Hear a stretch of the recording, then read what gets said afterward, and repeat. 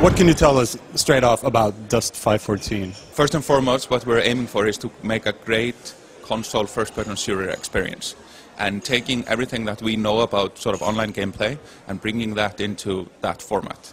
And then, of course, by connecting it to EVE Online, I think it will provide meaning to that sort of genre of games beyond what we have seen before. Often running around in a shooter can feel a little bit pointless after a while when you sort of iterate over the loop again and again in an endless deja vu.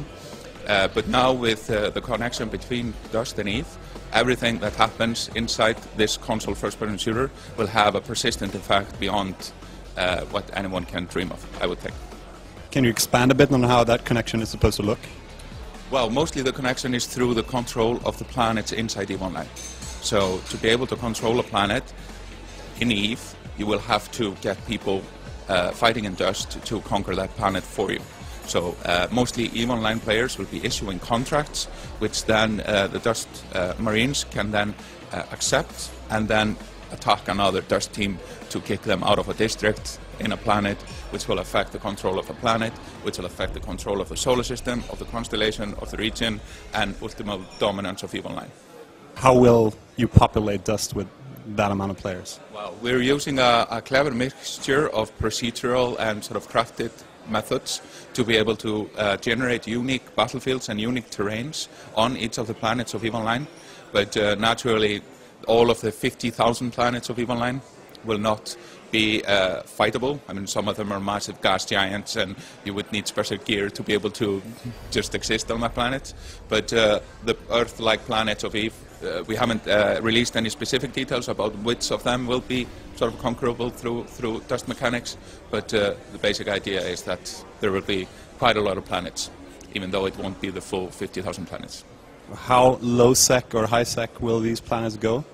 Will we be fighting over Amar Prime or only on battlefields out in the null-sec areas of the game? Well, this is something that we're currently debating internally, and we will probably start sort of cautiously exploring how far we will push this, as we have always done with any sort of vast features that have vast implications. But if everything goes according to plan, I think we will see more and more interaction between the games on the sort of various planets and more things within the EVE Online universe. How have players reacted so far to the news? Because a lot of players of EVE Online, especially in the big alliances, so to speak, can be to add a whole different game to it that they're not used to. How do you think they will react to that? The players of EVE certainly care a lot about EVE Online, and as do we, that have been making it now for it's spanning 2 decades now. So I think we have developed at least some degree of trust of the player base that CCP is going to do the right thing for EVE Online. And I think once we release the sort of extended details about the interaction at FanFest in October, then people will feel comfortable that this will add value to the EVE experience and not really take anything away from it. Someone pointed out only earlier today or yesterday that the artwork that's been released for Dust 514 so far looks kind of like Ambulation or Walking in Stations. Is there a connection between them? Of course. I mean, this is the EVE IP. Like the way people dress and build houses and tanks and trucks on planets is not that dissimilar from what they build space stations and spaceships. So we have strived very much, and the team in Shanghai has done a tremendous accomplishments in like taking the Amar style, adopting it to what would it look like on the ground. Same with like Minmatar, Galente, Kaldari, and that is our focus, to get the racial style but still give it a on the ground relevance. So you won't see a perfect match between a spaceship and a flying vehicle on a planet, because like it has to be more aerodynamic and it has to like function differently. But you will definitely see the style connection, and we're very much striving for that. One thing that struck me personally was that EVE Online, the way it's looking, the way it's constantly expanding, more or less. That you have many years left on that game, the way it looks right now. But the current console generation perhaps won't last that long, especially if you're developing for the Xbox 360.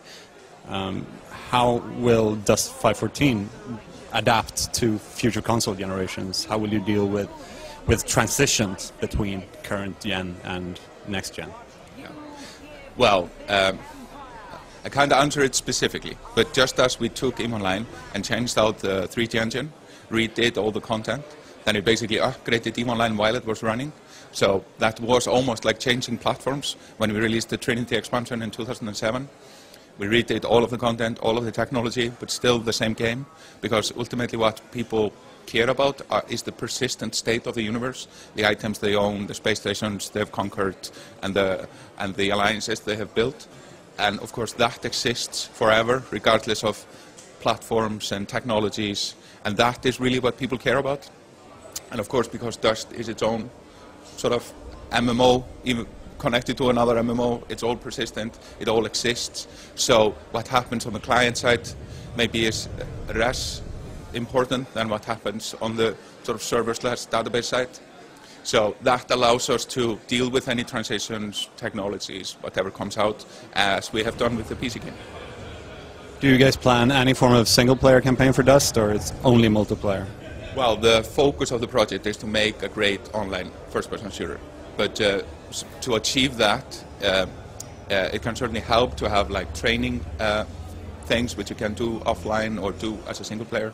So we might add things like that, but the core focus is the online first-person shooter experience. How will this be phased into online? When do you plan to start pushing for Dust through, for example, Chronicles or through in-game videos and etc.? As I talked about yesterday, we are writing a novel which explains the intellectual property and the sort of backstory connection, why now Dust soldiers are emerging in the world of EVE. So we have spent a great deal of time over the past 3 years planning and giving it a deep intellectual property relevance. And so that'll be the first time people will be able to sort of read about it in detail, is through the novel. How big a risk is it for CCP to do something like this? Because you have a solid product in EVE Online, and now you're pushing for something that you've more or less, at least as a company, never done before. Of course, but I would say, given the culture that CCP has, doing something like this, which is risky, not doing it is almost more risky. Because if we stop to innovate and stop to push ourselves, that will make us stagnant and not really sort of maintain the spirit that CCP was founded under. We sort of see us as intrepid pioneers that want to do the impossible, and if we're not doing that, then we just aren't CCP. All right. Thank you very much for your time.